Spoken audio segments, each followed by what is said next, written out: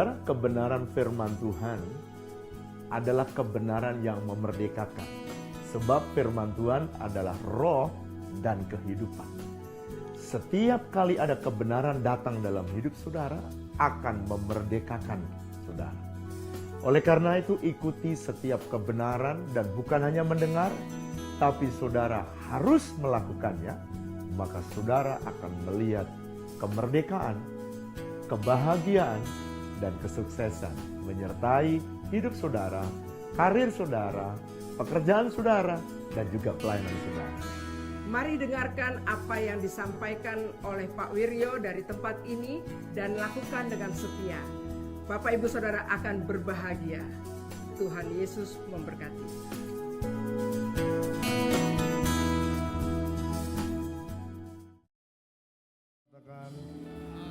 Mari angkat Alkitab kita deklarasikan bersama. 1, 2, 3.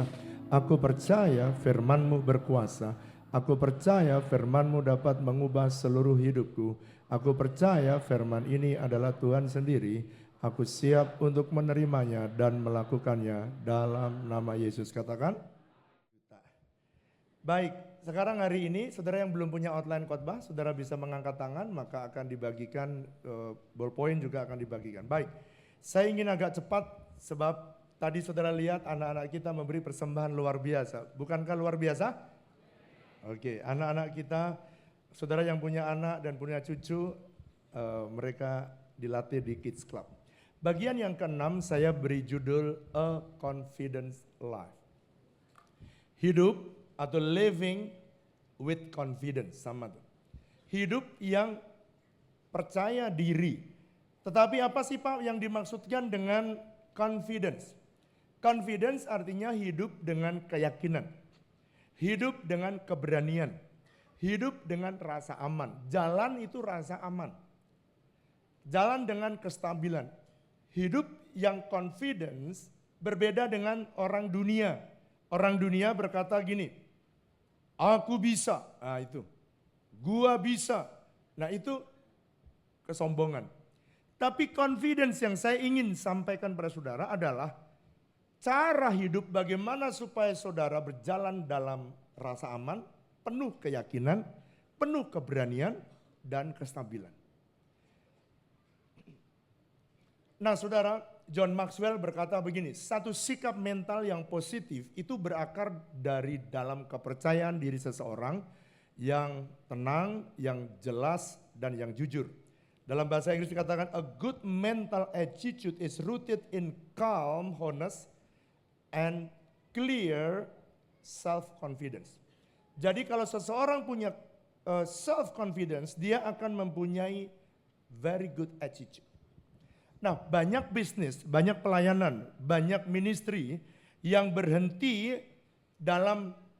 atau mengalami stagnasi itu disebabkan karena stagnasi dalam level of confidence. Jadi kalau keyakinan dirinya, kepercayaan dirinya turun atau mengalami stagnasi, tidak naik, maka pelayanan dan bisnis itu akan mengalami stagnasi.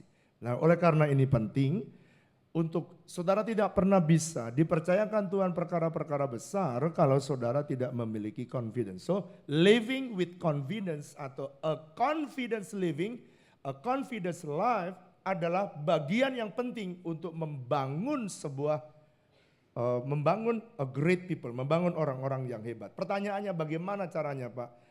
Supaya kita memiliki atau bagaimana supaya kita bisa hidup dengan confidence. Saya ingin menyampaikan 3 hal yang penting bagaimana caranya hidup dengan confidence. Buka bersama dengan saya Filipi pasal 3. Mari buka bersama dengan saya Filipi pasal 3. Filipi pasal yang ketiga ayat yang ketiga. Mari baca bersama dengan saya. Saudara, kenapa banyak orang yang memiliki confidence kadang up, kadang down. Kadang memiliki confidence, kadang nggak memiliki confidence. Kenapa? Karena mari baca ayat yang ketiga, baca dengan keras. 1, 2, 3. Karena kitalah orang-orang bersunat yang beribadah oleh Roh Allah. Terus, dan bermegah dalam Kristus Yesus dan tidak menaruh kepercayaan pada hal-hal yang lahiriah. Rasul Paulus adalah pribadi yang sangat confidence. Dia di tengah kesukaran, kesulitan tak pernah menyerah. Dia mengalami tantangan tapi tak pernah mundur. Alasannya kenapa dia memiliki begitu confidence yang begitu kuat? Karena dia nomor satu, dia tidak menaruh kepercayaan atau keyakinan pada hal-hal yang lahiriah. Dia justru menaruh keyakinan dan kepercayaannya kepada pengenalannya akan Tuhan. Saudara, Rasul Paulus berkata begini pada ayat yang kelima, 6 dan 7 dikatakan, kalau aku mau bangga dengan hal-hal yang lahiriah, maka aku bisa bangga, aku lahir dari orang Yunani. Aku disunat pada hari yang ke-8. Aku lahir dari suku Benyamin. Terhadap hukum Taurat aku melakukannya tanpa cacat. Terhadap penganiaya jemaat, aku orang yang membunuh jemaat paling banyak. Saudara, dia berkata kalau dalam jajaran tingkat kepandaian, jajaran posisi, jajaran hukum Taurat, dia adalah orang yang jauh di atas rata-rata. Tapi dia bilang gini, ayat yang ke-7 dan 8. Mari baca bersama dengan saya ayat 7. Ayat 7 kita baca bersama-sama dengan suara keras. 1, 2, 3. Tetapi yang keras. Ayat 8 sama-sama. Malahan segala sesuatu kau anggap rugi karena pengenalan akan Kristus Yesus Tuhanku lebih mulia daripada semuanya. Oleh karena dialah aku telah melepaskan semuanya itu dan menganggapnya sampah supaya aku memperoleh. Jadi Rasul Paulus, saudara, dia berkata gini, kalau saudara keyakinan kita taruh kepada hal-hal yang lahiriah, saudara kadang up, kadang bisa down. Tapi Rasul Paulus berkata, aku tidak menaruh keyakinanku dan rasa percaya diriku kepada hal-hal yang lahiriah. Bukan pada pangkat, bukan pada kekayaan. Kalau saudara diberkati, puji Tuhan. Kok enggak ada yang amin? Kalau saudara kaya, haleluya. Tetapi saya berdoa supaya saudara menaruh keyakinan dan kepercayaan bukan kepada kekayaan, tetapi kepada pengenalan kita akan Kristus Yesus Tuhan kita. Nah, saudara, Albert Einstein dia pernah berkata begini, kalau manusia belajar dia tidak menaruh kepada hal-hal lahiriah dan dia mengejar kebenaran, mau berupaya keras penuh semangat untuk mencari kebenaran, maka dia akan mendapatkan nilai yang tak terhingga. Dia mendapatkan sesuatu result yang jauh lebih daripada orang-orang yang mengandalkan hal-hal yang lahiriah. William James, dia berkata seorang filsuf dari Amerika, dia berkata keyakinan menciptakan kenyataan. Your belief will help create the fact. Kalau saudara punya confidence yang tinggi, maka semua proyek yang Tuhan taruh dalam hidup saudara, semuanya akan menjadi kenyataan. Oleh karena itu betapa pentingnya Rasul Paulus menasihati kepada kita begini. Dalam Filipi pasal 3 ayat 8. Dia berkata gini, aku tidak menaruh hal-hal lahiriah sekalipun aku bisa juga menaruh kepercayaan seperti orang lain. Aku punya standar hidup yang hebat, aku sekolah juga hebat. Terhadap hukum Taurat aku tidak bercacat, aku orang Ibrani asli. Tetapi aku tidak menganggap itu menjadi sesuatu yang aku pertahankan. Bahkan dia berkata, aku melupakan semuanya dan aku menaruhnya itu karena ternyata pengenalanku akan Tuhan jauh lebih mulia dari semuanya itu. Jadi saya berdoa saudara, kenapa banyak orang, ini sekarang ini saudara, nanti saya akan bicara kepada saudara setelah saya pulang dari Israel, bicara kepada para pemimpin, saya sudah bicara perubahan tahun kalender ini memasuki tahun Ayin Zayin. Dan tahun Ayin Zayin akan banyak sekali masalah masa-masa sukar masuk di dalam dunia ini. Dan saya berdoa supaya saudara dan saya mari miliki confidence di dalam Tuhan. Bukan kepada apa yang di luar, tapi apa yang dijanjikan Tuhan. Nah saudara, oleh karena itu keyakinan yang bersumber kepada Tuhan, saudara akan bisa memiliki keyakinan jalan bersama dengan Tuhan dengan confidence. Kenapa? Karena Tuhan tidak pernah berubah dari dulu, sekarang, bahkan selama-lamanya. Tetapi kalau saudara menaruh kepada kekayaan itu selalu berubah. Ekonomi bisa berubah, kekayaan seseorang bisa berubah. Oleh karena itu mari taruhlah kepercayaan keyakinan kita kepada Tuhan yang tidak pernah berubah. Lukas pasal 12 ayat 3 sampai ayat 21, Yesus pernah menegur orang-orang yang kaya. Tapi itu bukan di sini, itu di kutub utara. Kalau di sini orang kaya-kayanya baik-baik semua. Kalau enggak amin sih. Kalau dipuji gembalanya harus amin yang keras. Kalau di sini semuanya orang-orang kayanya baik-baik semua. Ini bukan lip service, ini serius benar-benar baik. Tuh nggak percaya.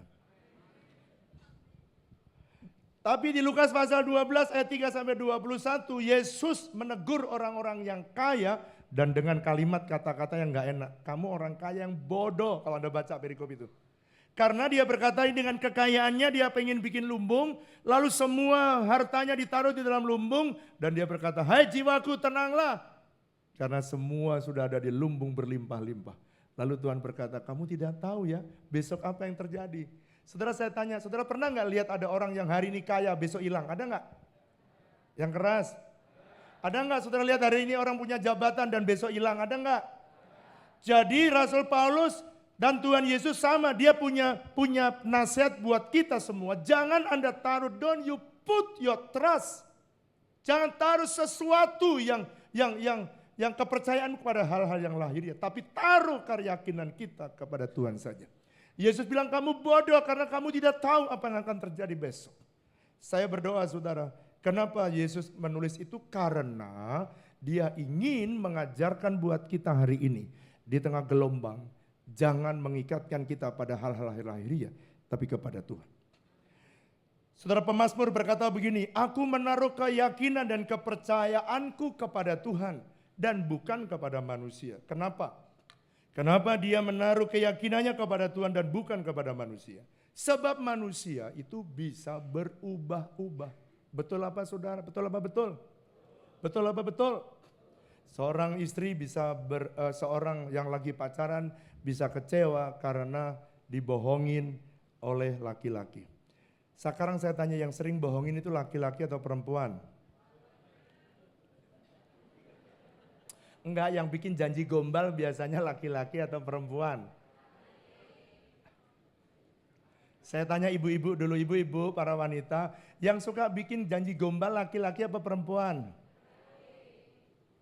Yang bikin janji gombal, sekarang saya tanya bapak-bapak, yang bikin janji gombal banyak perempuan atau laki-laki?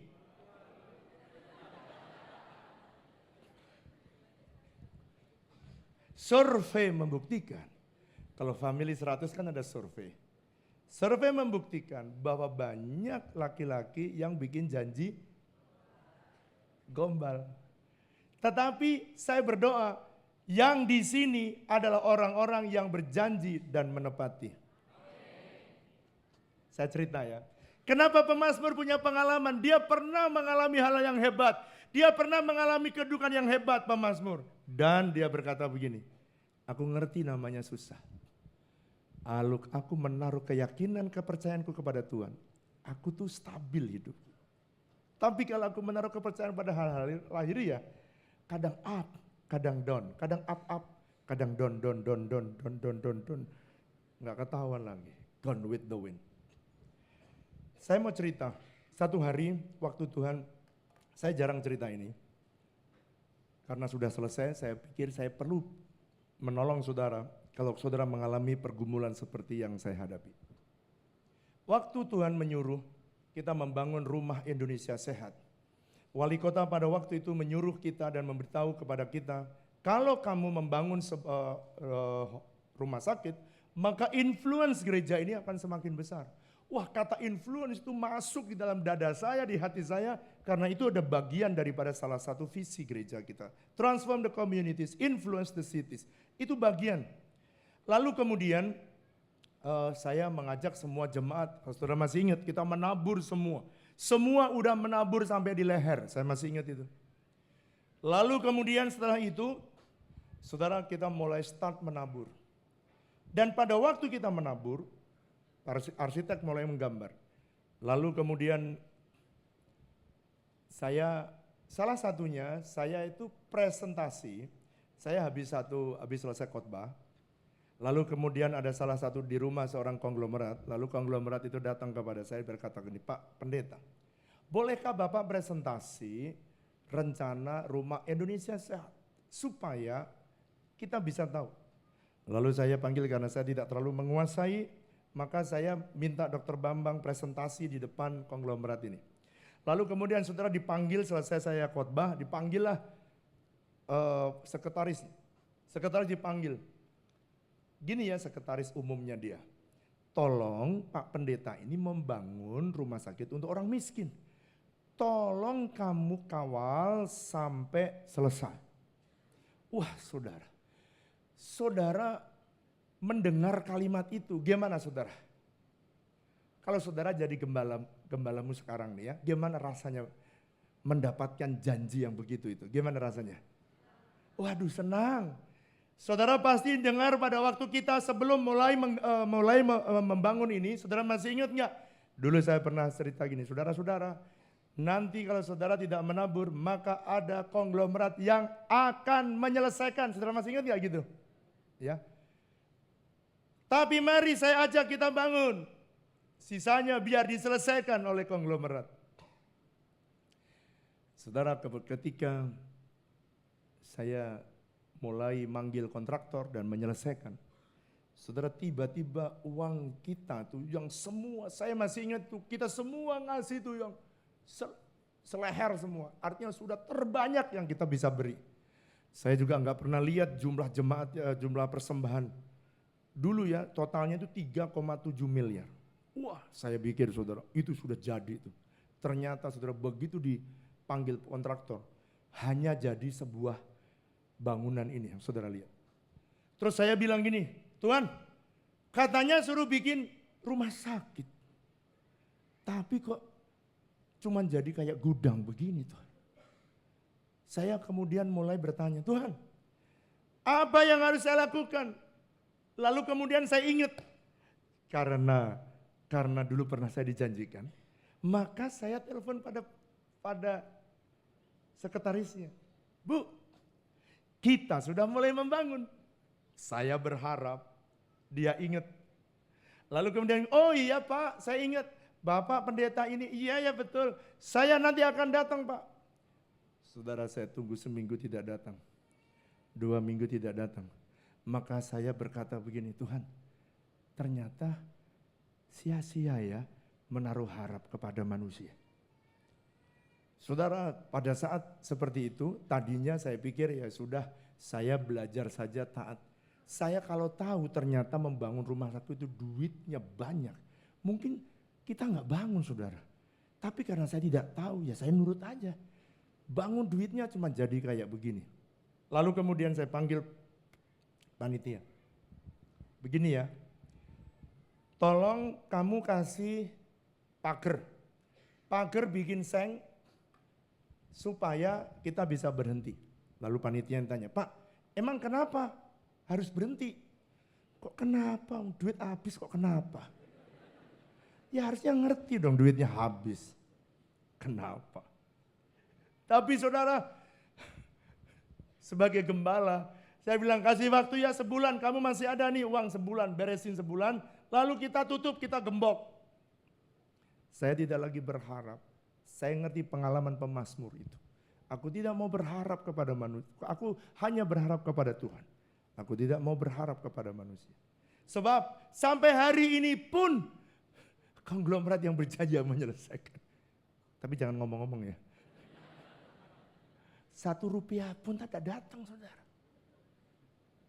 Saudara kalau mau kecewa, kalau sakit-sakitnya di sini. Tapi saya nggak mau sakit hati. I put my trust is not in his ability. I put in my trust in him. Saya taruh keyakinan hanya kepada dia, Tuhan sang sumber segala berkat dalam hidup kita. Sebab Tuhan adalah sumber segala keyakinan kita. Yang percaya tepuk tangan yang meriah buat Allah kita. Katakan amin. Jadi setelah digembok, mau ditata, kemudian bagian kontraktornya bilang, baik Pak, sebulan kita berhenti. Lalu kemudian saudara sebulan akhirnya mau berhenti, tiba-tiba ada orang telepon saya. Kering. Saya bilang, shalom, shalom alaihim. Saudara saya pikir konglomerat itu yang telepon saudara. Ternyata bukan. Bukan sama sekali, makanya mulai dari sejak itu saya tidak pernah lagi melihat manusia. Saya hanya melihat Tuhan dan melayani manusia. That's it. Oh, nggak ada lagi. Jadi kalau saya lihat orang, saya pandang Yesus. Saya melayani orang, saya melayani Yesus. Karena apa saudara? Saudara saya lihat banyak orang yang kecewa dan kemudian keyakinannya rontok oleh karena dia menaruh kepercayaan kepada manusia. Saudara, bukankah dalam Yeremia pasal 17 dikatakan ini, terkutuklah orang yang mengandalkan manusia, ayat yang kelima. Tapi ayat yang ketujuh dan 8, berbahagialah dan diberkatilah orang yang mengandalkan Tuhan. Lalu orang itu telepon, kring, telepon saudara. Waktu saya jawab, shalom Pak, shalom. Pak, saya dengar Bapak bangun rumah sakit. Oh enggak, rumah sehat. Oh iya Pak, yang itu loh rumah sehat, hospital, iya. Pak, kok kenapa Bapak nggak cerita-cerita sama saya? Kan Bapak sudah melayani kita udah puluhan tahun. Kenapa Bapak nggak cerita sama saya? Wah, saya rasa saya udah cerita sama jemaat. Kalau kamu nggak dengar, ya memang kamu kan nggak jemaat, ya pasti tidak tahu. Kenapa Bapak nggak bikin proposal? Enggak lah, saya sudah mengajukan proposal itu kepada Tuhan. Lalu kemudian dia tanya, Pak, bolehkah saya ikut membantu? Ih, dengan segenap hati. Lalu kemudian dia tanya, Pak, apa yang masih kurang? Kalau saya berpikir, kalau saya jawab, semua masih kurang. Itu terlalu rakus saudara, walaupun dia kaya, tapi saya tidak mau. Saya bilang gini aja, sudah kamu datang saja ke gereja, nanti saya antar ke rumah Indonesia Sehat. Lalu dia datang saudara. Ketika datang, saya naik mobilnya dia, lalu saya antar, dia lihat ini, dia lihat bangunannya. Lalu kemudian, Pak, rumah sakit masa pagernya seng begini? Oh enggak, nanti ada pagernya bagus. Kenapa kok belum dibangun?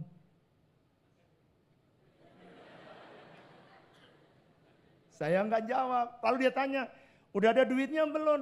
Belum. Tapi gambarnya udah ada, kita udah punya gambarnya, oh bagus. Lalu dia naik, masuk ke dalam. Pak, masa rumah sakit lantainya kok abu-abu begitu? Oh enggak, nanti ada keramiknya ada, semua ada. Terus kemudian udah ada keramiknya belum? Belum. Dalam hati saya kan dari tadi pagar aja belum. Kenapa tanya lagi gitu? Loh udah gitu dia lihat kabel, dia tanya lagi. Mungkin diizinkan itu karena saya lagi desperate. Karena pendeta juga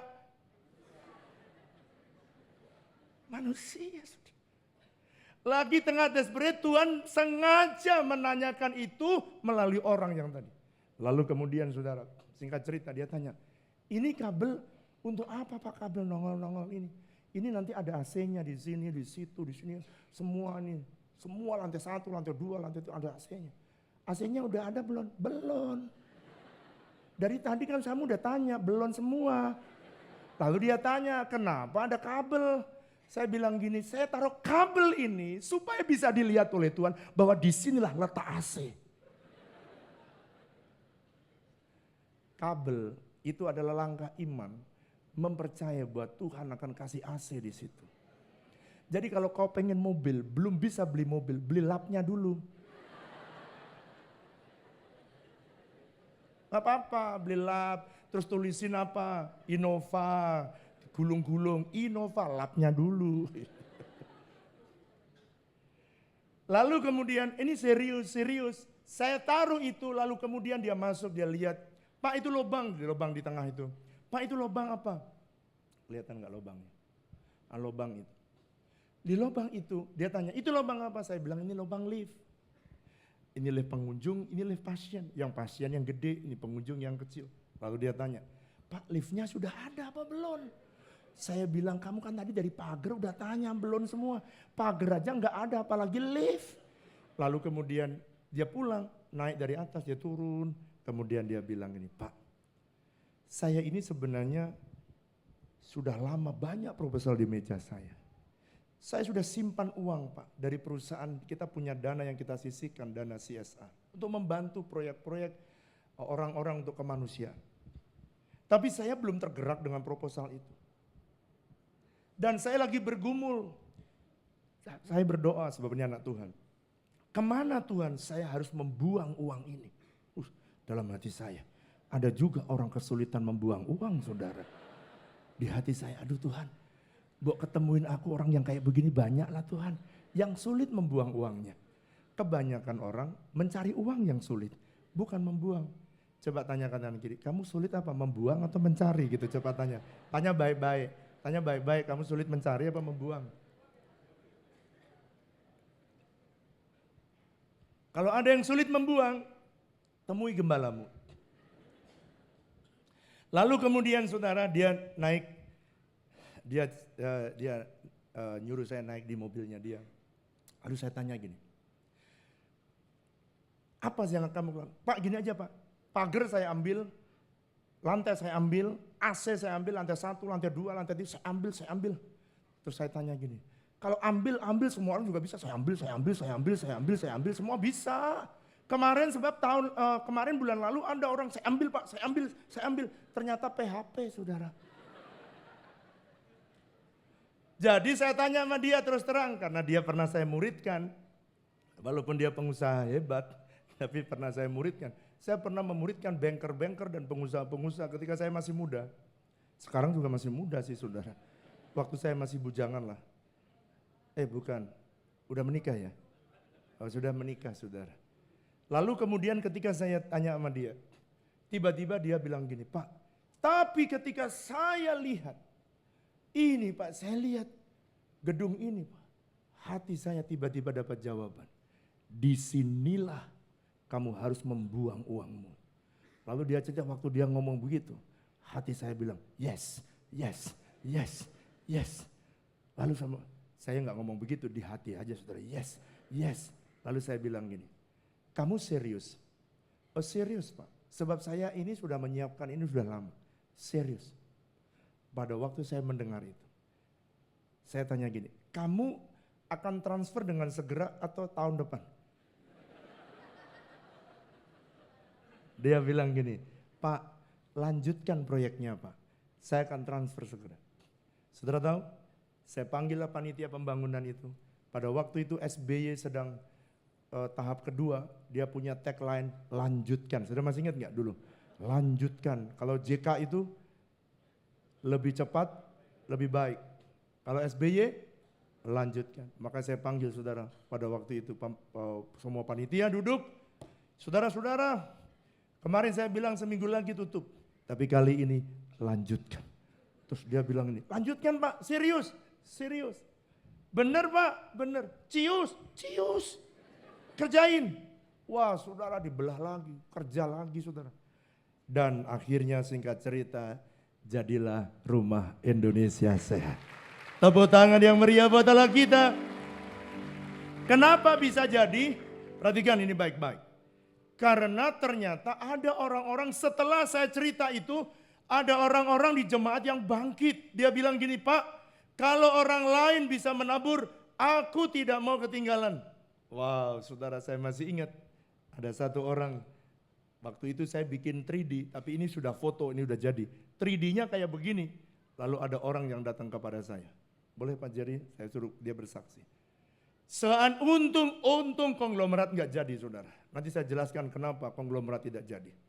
Saya pengen anak saya yang cerita bagaimana Pak Jerry pada waktu dia lihat proyek yang 3D-nya saja dan kemudian apa yang dikerjakan. Apa usahamu, apa kerjaanmu dan apa yang situasi apa yang kau alami pada waktu kamu melihat proyek ini.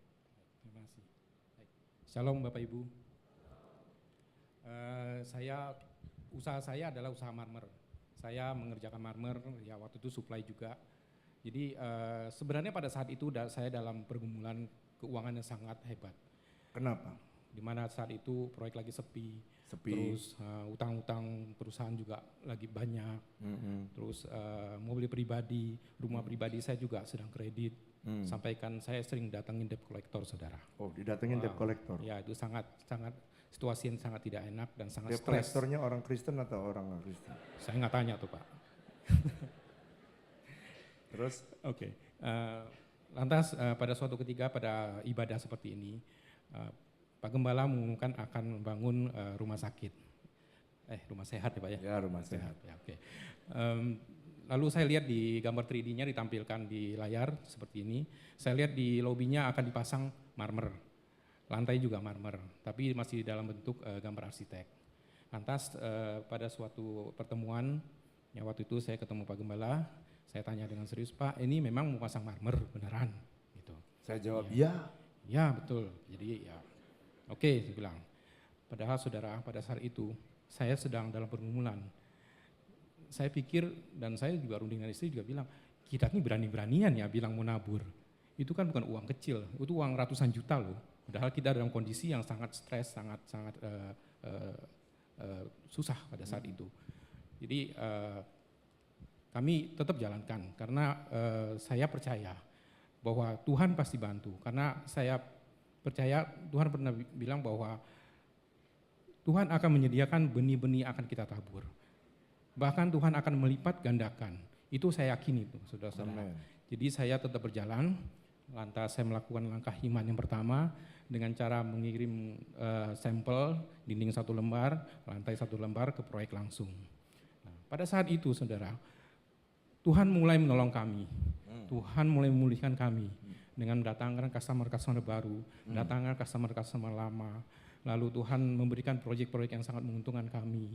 Bahkan Tuhan mendatangkan pekerja-pekerja yang luar biasa buat kami, sehingga kami terus diangkat, dinaikkan terus. Jadi kami tidak pernah kesulitan. Akhirnya utangmu bagaimana? Akhirnya utang-utang kami bisa dilunasi, ya kami tidak pernah didatangi oleh debt collector lagi.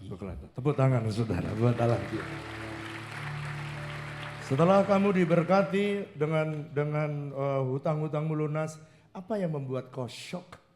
Bahwa ketika kau nabur di tengah-tengah kesulitan, justru Tuhan membuat kejutan-kejutan. Apa yang membuat kamu shock ketika Tuhan bekerja? Ya, pada saat bekerja, karena itu dengan berjalanan waktu mungkin nggak terlalu berasa, tahunya saya diberkati, saya dipulihkan. Tapi ada satu hal yang membuat saya sangat terkagum, sangat merasa diberkati, dan pada saat itu mukjizat terjadi luar biasa. Pada saat proyek udah mulai masuk masa finishing, kami mulai kirim marmer. Ya, pada saat itu saya tidak kesulitan untuk mengirim marmer karena saya sudah mulai diberkati. Jadi berapapun yang diminta, saya kirim langsung dan langsung kami kerjakan, kami pasang sampai finish. Tetapi saudara, pada saat saya ngirim marmer itu mukjizat terjadi. Di mana waktu itu ada satu proyek di Bali, ya hotel bintang 5, kapasitas 200-an kamar. Proyek ini mustahil saya dapatkan sebenarnya, karena kami adalah perusahaan perorangan. Di mana biasanya kalau proyek besar itu melalui tender, melalui perusahaan yang pengalaman yang luar biasa. Sedangkan kami adalah perusahaan kecil yang hanya menangani rumah-rumah tinggal. Tapi ajaib saudara, pada saat itu ownernya tidak pedulikan itu. Dia langsung percaya dengan saya dan kamu tanganin ini. Wow, jadi akhirnya kau yang ngambil proyek itu. Tepuk tangan yang meriah, luar biasa. Saudara menangani proyek hotel bintang 5, menangani marmernya, itu bukan perkara ringan. Pasti biasanya banyak tender-tender yang sulit ya. Betul Pak. Tapi bagaimana kamu bisa dapatkan itu? Ya, karena saya percaya itu adalah Tuhan yang sediakan dan Tuhan yang tolong. Karena kalau tanpa pertolongan Tuhan saya rasa tidak mungkin. Iya. Saudara, saya mau tanya yang terakhir. Pada waktu kamu di tengah susah, kamu menabur apa yang kamu percayai dari janji Tuhan. Kau makin miskin atau makin diberkati? Makin diberkati Pak. Makin diberkati. Semakin orang menaruh keyakinan kepada Tuhan, Tuhan memberkati kita. Terima kasih Pak Jerry. Saudara, jadi ternyata saya baru ngerti kenapa kok konglomerat itu tidak datang. Kalau konglomerat datang, anak-anak saya nggak mungkin diberkati. Saya lihat banyak sekali anak-anak yang menabur dan menabur. Ada yang interior, ada yang gipsum. Dan dia cerita, Pak, setelah saya menabur, saya melihat Tuhan memberkati hidup saya. Seandainya itu diambil konglomerat, maka siapa yang tambah kaya? Konglomerat. Justru kalau Tuhan berikan proyek, kadang-kadang saudara kita dibuat Tuhan sepertinya hilang harapan kita. Tetapi Tuhan mau mengajar kita supaya kita berharap hanya kepada Tuhan. Yang percaya tepuk tangan yang meriah buat Allah kita. Tepuk tangan yang meriah buat Yesus kita. Dan saudara, saya bisa cerita banyak sekali tentang kris ini, tapi saya batasi sedikit saja. Nanti lain kali saya bisa cerita yang lain. Daniel pasal 3 ayat 17-18. Kalau Tuhan tidak menolong aku, jangan pernah meminta aku untuk menyembah kepada patung itu, kata Sadrak, Mesak, dan Abednego. Tetapi dia berkata, kalaupun aku tidak ditolong, aku tetap percaya kepada Tuhan. Saudara, kadang-kadang ada masa yang sulit seperti Sadrak, Mesak, dan Abednego. Mungkin saudara juga di tengah masa-masa yang sukar. Ingat, confidence Sadrak, Mesak, dan Abednego, ketika mereka ditolong, mereka berkata begini, kalau aku dibebaskan, kalau aku ditolong oleh Tuhan, aku tetap percaya kepada Tuhan. Tuhan bisa menolong saya dan mengasihi aku. Tapi kalau Tuhan tidak menolong aku, biarlah saudara tahu bahwa Allahku akan memilih yang terbaik dalam hidupku. Jadi confidence mereka, Sadrak, Mesak, dan Abednego tidak pada dibebaskannya atau ditolong. Saudara, saya pengen supaya saudara punya keyakinan yang begini. Sekalipun aku tidak ditolong Tuhan, Tuhan tetap baik. Sekalipun api yang membara ini mematikan aku tetap berkata bahwa itu adalah kehendak Tuhan yang terbaik. Saudara, keyakinan yang begini saudara tak akan pernah lekang. Kalau Tuhan melihat ada orang yang bisa mempercaya bukan didasarkan karena pertolongan, tapi didasarkan karena kebesaran Tuhan tahu yang terbaik bagi kita, maka saudara punya confidence yang kuat. Di tengah kesukaran apapun saudara tetap bisa berdiri karena saudara percaya bukan kepada pertolongannya, tapi kepada Tuhan yang sanggup menolong kita. Yang mengerti katakan, Mother Teresa dia pernah berkata begini, tempatkanlah dirimu di bawah pengaruh Tuhan Yesus. Supaya Tuhan Yesus dapat menanamkan pikirannya di dalam pikiranmu dan melakukan pekerjaannya melalui pekerjaanmu. Karena engkau akan menjadi perkasa dengan dia yang menguatkan kamu. Saudara, Mother Teresa, saya nanti pengen tuh muka udah berkerut-kerut begitu. Lalu kemudian nanti saudara kasih ya note quote-quote yang saya ajarkan di samping muka saya yang kerut-kerut begitu ya. Di samping saya. Dan sampai masa tua saya masih pengen tetap setia kepada Tuhan. Nanti waktu mungkin saudara waktu lihat gembalamu udah mengkerut-mengkerut. Tapi hatinya tetap menyala. Saya pengen jemaat yang sudah mengkerut-ngerut justru makin asik, makin mengkerut-mengkerut begitu. Makin lucu lagi. Makin berisi. Mother Teresa ada berkata, kepada Tuhan sajalah aku menaruh kepercayaan dan keyakinanku. Saudara, saya mau beritahu, banyak orang yang ternyata dipakai Tuhan hebat, bukan orang yang tidak pernah mengalami krisis dalam hidupnya. Justru ketika dia mengalami krisis, dia menaruh harapannya hanya kepada Tuhan. D.L. Moody seorang penginjil, seorang hamba Tuhan, tokoh revivalist, dia berkata begini, kalau Tuhan adalah mitra Anda, maka buatlah rencana Anda yang besar. Kenapa? Dia katakan, if God is your partner, make your plan big. Karena Tuhan kita Tuhan yang besar. Oleh karena itu, di tengah-tengah proyeknya yang besar itu, saudara dilatih untuk menaruh keyakinan dan kepercayaan hanya kepada Tuhan. Itu bagian pertama. Jadi bagian pertama, bagaimana caranya supaya saya bisa confidence hidup saya, Pak? Saudara harus menaruh kepercayaanmu bukan pada hal-hal yang lahiriah, tetapi kepada Tuhan. Sekarang yang kedua. Sometimes dalam hidup ini, tanpa saudara sadari, tiba-tiba krisis mulai datang. Musa pernah mengalami krisis yang datang dalam hidup dia. Dia pernah ada di istana raja dan kemudian ketika dia memburu dengan caranya dia berkata kemungkinan ini caranya Tuhan memakai hidup saya. Ternyata saudara orang Mesir berbalik dan dia harus lari ketakutan dari sang raja. Lalu kemudian dia pergi di padang gurun. 40 tahun dia di padang gurun. Dia kehilangan confidence. Dia kehilangan kepercayaan dirinya. Dia kehilangan keyakinan bahwa Tuhan bisa pakai dia. Banyak orang, dengarkan ini baik-baik.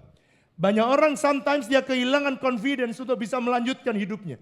Kadang-kadang apakah Tuhan bisa pakai hidup saya untuk jalan ke depan? Tapi saya mau beritahu kepada saudara hari ini.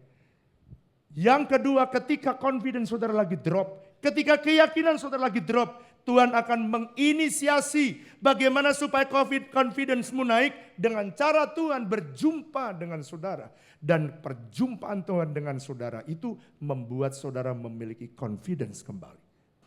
Pak, di manakah ceritanya? Musa, ketika dia lagi ketakutan di padang gurun, Tuhan hadir di padang gurun.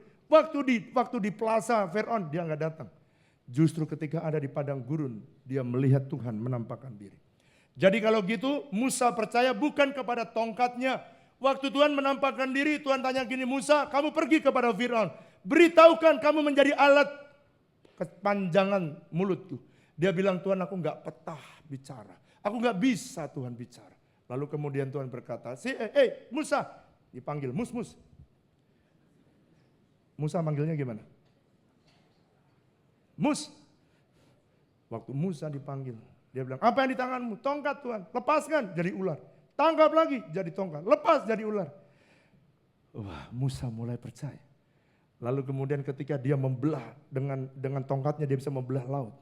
Dia melihat pengalaman hidupnya, dia bilang gini, sekarang aku tahu. Aku tidak percaya kepada tongkatku, tetapi aku percaya kepada Tuhan yang membuat tongkat, membuat mujizat banyak. Saya berdoa, kalau saudara diberkati, jangan taruh percayamu kepada pekerjaan saudara. Taruhlah kepercayaanmu kepada Tuhan yang bisa menolong pekerjaan saudara. Sebab confidence Musa berasal dari tempat yang tersembunyi sendirian dengan Tuhan. Tetapi confidence Musa ditunjukkan di depan banyak orang melalui tongkat dan manifestasi mujizat. Dengarkan baik-baik. Kadang-kadang saudara, kapan confidence Anda dapatkan? Ketika Anda bersembunyi dengan Tuhan dan Tuhan hadir. Itu sebabnya setiap kali kebaktian seperti ini Anda mesti merasakan jamahan Tuhan. Saya rindu gini, khususnya jam 9. Anda mungkin agak kesulitan parkir di Telkom. Telkom itu sudah kita kontrak. Saudara tidak usah membayar, parkir tetap gratis di sana. Taruh di sana, saudara bisa sejak awal. Supaya Anda bisa menikmati penyembahan dari awal. Yang setuju katakan. Waktu Anda menikmati penyembahan awal, Anda dijamah oleh Tuhan. Gak ada yang tahu. Waktu saudara dilawat Tuhan, gak ada yang tahu. Waktu saudara dijamah Tuhan, gak ada yang tahu. Bedanya begini, pada waktu saudara keluar, saudara itu begitu yakin dan banyak perkara ajaib terjadi dalam hidupmu. Itu karena ada God encounter. Perjumpaan. Makanya saudara, saya setiap kali sembahyang yang saya butuhkan bukan doa saya yang banyak. No. Yang saya perlukan setiap kali saya sembahyang, saya harus minta dijamah oleh Tuhan. Kalau Anda mau punya pergumulan, datang doa fajar. Saya lihat sekarang saudara banyak doa fajar. Di doa fajar itulah saudara bisa curhat. Mencurahkan isi hatimu kepada Tuhan. Dan mulai saudara minta dijamah, minta dilawat. Sebab God encounter adalah kehadiran Tuhan untuk hadir dalam hidup saudara, menolong saudara supaya saudara bisa mengalami mujizat yang besar. Yang ketiga, Mazmur pasal 119 nanti baca di rumah, ayat yang ke-116. Pak, itu bagian yang pertama adalah saudara harus menaruh kepercayaan jangan kepada hal-hal lahiriah. Kedua, kalau saudara lagi drop, Tuhan mengintervensi dengan dia hadir. Tetapi yang saya mau beritahu, bagaimana supaya Anda bisa konsisten memiliki confidence. Saudara, pemazmur dia berkata begini, Tuhan, inilah yang kulakukan. Aku menaruh pengharapan akan janjimu dan bukan kepada keadaanku. Dan pengharapan itulah yang membuat aku memiliki confidence. Jadi yang ketiga, pengharapan akan janji Tuhan akan membuat saudara memiliki confidence. Saudara, firman Tuhan, kenapa saya ajak saudara membaca setiap hari firman Tuhan melalui SMA? Sebab dia berkata begini, pemazmur dia berkata, topanglah aku Tuhan, sesuai dengan janjimu, supaya aku hidup, dan jangan membuat aku malu di dalam pengharapanku. Saya beritahu, Tuhan adalah Tuhan yang setia. Sekali dia berjanji, dia selalu menepati. Dia mempunyai, saudara dan saya harus memiliki pengharapan. Roma pasal 15 ayat 13. Alkitab katakan, semoga Allah sumber pengharapan memenuhi kamu dengan segala sukacita dan damai sejahtera di dalam iman kamu. Supaya oleh kekuatan Roh Kudus kamu berlimpah-limpah di dalam pengharapan. Kenapa pengharapan itu penting, Pak? Saudara, pengharapan itu begitu penting. Kenapa pengharapan itu penting? Sebab orang kadang-kadang kehilangan pengharapan. Orang dunia saja berharap sesuatu Dia itu seperti jangkar yang kuat. Makanya saudara, firman Tuhan ini adalah pegangan. Kalau saudara kadang-kadang begini, saudara tidak lagi krisis, saudara tidak lagi susah, saudara tidak lagi jangan menunggu confidence-mu hancur baru ditolong oleh Tuhan. Saya berdoa tiap hari, pergunakanlah janji-janji firman Tuhan menjadi pegangan dalam hidup saudara. Dan berjalan dengan keyakinan oleh karena pengharapan akan janji Tuhan. Yang ngerti katakan amin. Saudara, ada satu orang bukan di BSD tapi di tempat lain ini. Dia miskin dan sejak kecil dia gemar menulis. Dari umur berapa Pak? Dari umur 6 tahun dia gemar menulis dan menulis tulisan rabbit. Pada waktu dia menulis itu kemudian saudara dia mengembangkan karunia dan talenta dia. Lalu kemudian dia karena saking miskinnya di Inggris, saya punya kakak di Inggris. Waktu pertama kali dia menikah dia juga menerima santunan dari pemerintah. Dikasih rumah sama seperti itu dia karena termasuk orang miskin. Lalu kemudian dia menulis cerita Harry Potter lalu ditolak. Lalu dia mengembangkan lagi cerita-cerita itu karena dia mengalami kesulitan hidup sehingga dia termotivasi membuat banyak cerita karena memang dia senang membuat cerita. Lalu kemudian saudara dia mulai menawarkan hasil tulisannya. Sejak dia dari dini dia senang menulis, tetapi dia ditawarkan ke penerbit 1 ditolak, penerbit 2 ditolak, sampai 12 ditolak. Makanya kalau saudara gagal baru 10, jangan putus asa. Kalau sampai 12 juga jangan putus asa. Kalau nawarin barang ditolak 10 kali, jangan putus asa. Siapa tahu yang ke-11 diterima. Saudara orang berkata gini, angka 13 itu angka sial. Tapi saya mau beritahu, justru dia waktu menawarkan bukunya yang ke-13, penerbit yang ke-13 menerima buku dia dan dicetak. Begitu dicetak, laku menjadi bestseller di New York. Dan kemudian saudara, akhirnya pada tahun 2001, novel itu menjadi novel yang terlaris. Dan kemudian tahun 2001 novelnya itu dibuat film. Dan dia bisa menjadi wanita terkaya di Inggris. 2001 karya-karyanya dibuat film dan akhirnya di seluruh edisi bukunya diproduksi di dalam layar lebar. Siapa dia? Dia adalah J.K. Rowling. Nama aslinya Joanna Rowling, tetapi dia menulis di dalam buku terakhirnya menggunakan J.K. Rowling. Di mana diletaknya dia menaruh keyakinannya bahwa karyanya walaupun Harry Potter isinya kontroversial, tetapi saya mau memberitahu bahwa dia tidak pernah menyerah sekalipun pernah mengalami masa-masa yang sukar. Kenapa orang Kristen tidak boleh menyerah? Ini yang terakhir. Ibrani pasal yang ke-16 ayat 19. Pengharapan akan firman Tuhan itu seperti sau yang kuat bagi jiwa kita. Sau itu apa Pak? Jangkar.